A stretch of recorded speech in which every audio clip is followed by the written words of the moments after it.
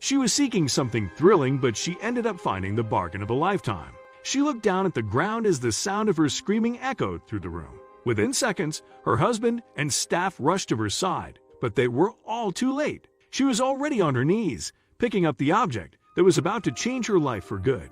She didn't know it at the time, but after this, her life would never be the same again. On a sunny summer's day, two bargain hunters begin their search for buried treasure. Beneath discarded clothes and ornaments, bric-a-brac, and dusty collectibles, there may be riches beyond your wildest dreams. If only you would look. What they found would make them wealthy beyond compare and begin the story of a lifetime. Even better, it was Pensioners' Day, so she would get an unimaginable item for an even cheaper price. So what exactly did she find? When deciding to try her luck at a Goodwill store in Jupiter, Florida, Julie Ann and her husband Mike began picking through the donated items. Enjoying the fun of looking for little keepsakes and treasures, Julie suddenly began to shake as she noticed something on the shelf. She knew exactly how much that item was worth, but she just couldn't bear to touch it. Staring at the item, Julie went pale as the blood drained from her face. The cashier went over to her, thinking something was the matter. As they gazed at the seemingly nondescript item, Julie said something that the cashier simply couldn't believe about a simple beaten-up baseball glove. But why was this of such importance to her? This particular mitt had none of the once lustrous dark leather patina. It had been worn down to a sandy shade, and the gloss was gone, but the name was still there in Sharpie, written in familiar letters on the outside, facing directly at Julie. She couldn't understand anything. As Julie looked at the name written on the glove,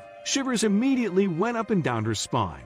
As Julie Ann mustered up the courage to lift the glove from its place on the Goodwill shelf, she loudly called to her husband to show him the unbelievable name written on it. It read Christopher Lissy, as clear as if it had been written yesterday. My knees got wobbly, and I got weak and scared, Julie Ann said. But still, what did this name mean to her? Mike rushed to her side, afraid that something had happened to Julie. But when he saw the baseball glove cradled in her hands, his fears evaporated, and he felt a wave of excitement engulf him. He would have recognized the glove anywhere. He'd seen the exact same one 40 years ago. How was that even possible? Scrawled across the mitt was an unmistakable name, a name that meant something profound to both Julie and Mike. Written in Julie's own handwriting was her son's name, but she couldn't believe that it was the very same mitt she had given to her son all those years ago.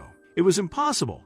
This could not be the same glove, could it? This exact glove had covered an extraordinary distance, over 1,000 miles, in fact, moving from shop to shop all the way up from Ohio down to Florida. Although Goodwill does not individually track each item that they have, they do move stock around if they feel it will have a better chance of selling at a different store or location. Julie immediately got Mike to take a photo of her holding the worn mitt, with the name inscribed on it facing outward for the world to see. She sent it instantly to her son, the very same Christopher who had lost it but never told his parents some 40-odd years ago. He texted back, "Buy it," Julie said. It turns out that it was a very special mitt for Christopher too. He just couldn't bring himself to tell his parents that he had lost the special mitt that was like a lucky charm when he played. He'd hit 2 home runs that game, a championship game back in 1978 when he was only 12 years old.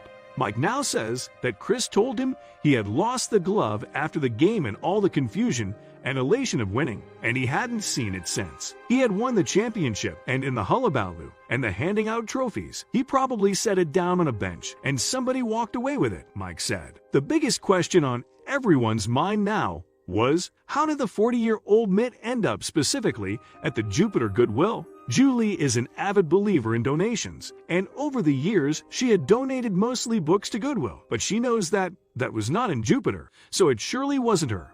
Was it? Their longtime house was in Ohio. That was where they had raised a family, and where all the clutter that Julie would have been able to donate came from. Julie Ann hopes to figure out how exactly the glove made its way down the country. To me, it's a miracle, Julie Ann said. Julie and Mike have long since moved to a retirement home in Florida and never brought all the clutter from the house with them from Ohio. Never in a million years could anyone believe that this couple would be in this particular store to happen upon this time-traveling treasure, and the facts make it even more unbelievable. The time capsule glove is over 40 years old, and Christopher Lissy was 12 when he won that championship. He is now 52 years old, and he also coaches, no, not baseball, but rather football, at Thomas Worthington High School, south of Columbus. At the end of the day, How could you ever put a price tag on such an amazing experience? A keepsake with your own son's name written on it lands directly in a mother's open hands. But in the end, they did have to pay something for it, and they would spend every last penny to have it. A whopping $1.49 was the amount that cashier Sue Rounds rung up at the till. Julie Ann says, "I would have paid $149 for it. It cost us $1.49. Mike laughs. Mike must be right. Someone must have picked up Christopher's glove after he lost it and simply donated it to the Goodwill, and it's been on its travels ever since." The story of pure serendipity quickly spread, and soon, Julie was contacted by local broadcaster WPTV. They wanted to do a story on the miraculous discovery of Chris' missing baseball mitt because it was so unbelievable. In the interview, Julie said that she would like nothing more than to find out who had donated the mitt to Goodwill so she could thank them personally. But there was a problem. Unfortunately, the charity store does not take down the contact details of the people who donate, so Julie had no leads. The mystery of who donated it would remain a mystery for now. Nevertheless, Julie was beyond ecstatic that the family heirloom had managed to work its way back to its rightful owner. Julie was so grateful to find something that her son had cherished so much once, and she loved the sweet nostalgia it awoke in her. She could see the memory of her 12-year-old son's spectacular game so clearly. It felt like magic. But how did Chris feel about the amazing story? Chris was overjoyed when he received the old glove mitt. It reminded him of those happy days in his youth. The mitt had meant so much to him as a child, and finally being reunited with it again meant so much to him. And the fact that it had come back to him so spectacularly made him cherish it all the more. There was no way Julie could have known what she'd find while perusing the charity store that day. The chances of her finding something that had been lost more than 40 years ago was by complete chance, but she thinks it was fate. After all, the odds are nearly impossible. Although the old mitt had cost her just $1.59, its true value was priceless. It took 40 years and 1,171 miles for this, now a sacred family heirloom, to finally make its way home. Some things just belong, and this priceless child of memorabilia will still pass down in the family's history, and no doubt see a fair bit more travel before its time is up.